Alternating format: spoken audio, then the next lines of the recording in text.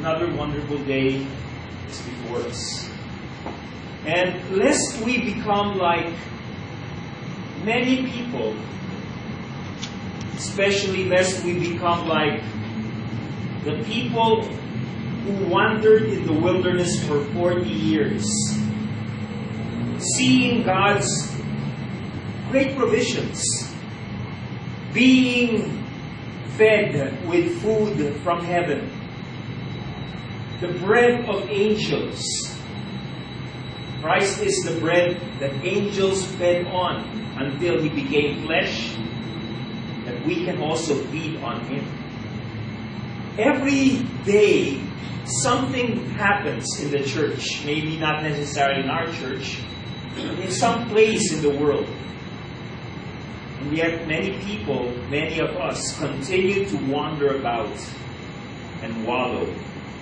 And so the word that God wants us to be reminded of is the same word He gave Moses. When Moses came to a point of frustration and a point where he felt, this is not worth it. The Lord said to Moses, is the Lord's power limited? Is the Lord's power limited? I'm sure all of us here will easily answer that question with a no. Because it's a knowledge we have learned from even the time when we were young. God is great. God is almighty. We all know that. It is a knowledge we have. But that is not what will bring salvation and transformation in life. Hindi yun ang makakabigay ng kababalaghang nakikita natin sa mundo. It's not knowledge. That knowledge has to be turned to conviction. Faith is the substance of things hoped for. The conviction of things unseen. Conviction is something that will bring knowledge to see things and know what happened and bring it to why it happened. Alam natin, sisikat ang araw. Naganda ang mundo. The sky is blue. Birds in the air. There are trees. We know that. We know the what of things. That's what we spent maybe 15 years in school for. The what and the science, the knowledge. But Christianity is not just about the what. It's about the why. Why does the sun rise? To provide heat, to provide life to the world. To say that there is a God who is not limited. And we can go beyond just the knowledge of the what to the conviction of the why. Why are we here? We know we have to go to work every day, 6 o'clock in the morning. We have to do this or that. We have to prepare a sermon. We have to do the Mass. We have to prepare the Eucharist. All of these things are the whats of our work. But it's not the whats that's important. It's the why. I am not ashamed of the gospel.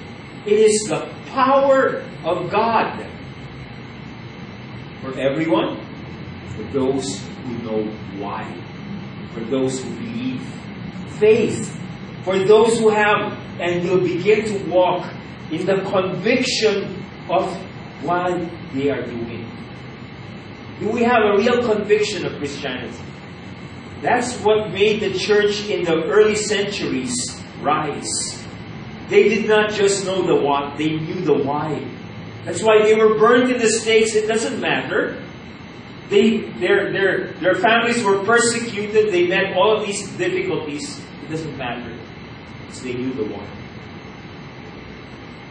And that we can begin to, as God's people, no longer see the attributes of God all around us and yet still fail to recognize His power.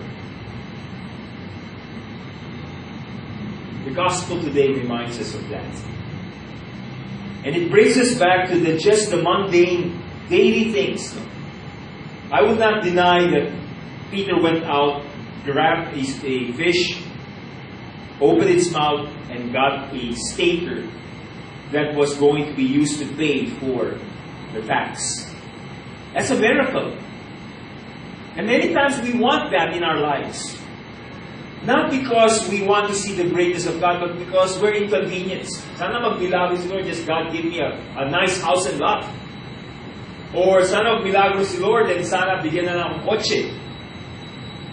Sana God would speak to me and then say, go there and go to the place and just pick out something and you will get this great provisions. But that's not the way God works. The message here is go back. Why did God say to Peter, go and fish again? What was Peter's occupation? What was his talent? Where was he good at? He was good at fishing. That's why he said, go and fish. Gets a fish and take a hook. He could have said probably to Matthew, okay Matthew, go back to the tax house and do this. So that you can now have something that will provide for what we need today. What are we good at? What is the talent God gave us? Are we allowing that to be a means for God to provide for what we need? The work of our hands, God will prosper. But we need to have conviction. Do we really believe in what we're doing? Do we really believe in what we are doing as a job every day? And that's the challenge we have as staff, as people, as God's people. We can bring our place of work to a place where we can have a real conviction of why we are here, why we are doing the things we are doing. Why is this church so bent on, in spite of all the years that we have? Why? What is our conviction? Do we really believe in the vision the Cathedral of the King has? Or is it just knowledge in our minds?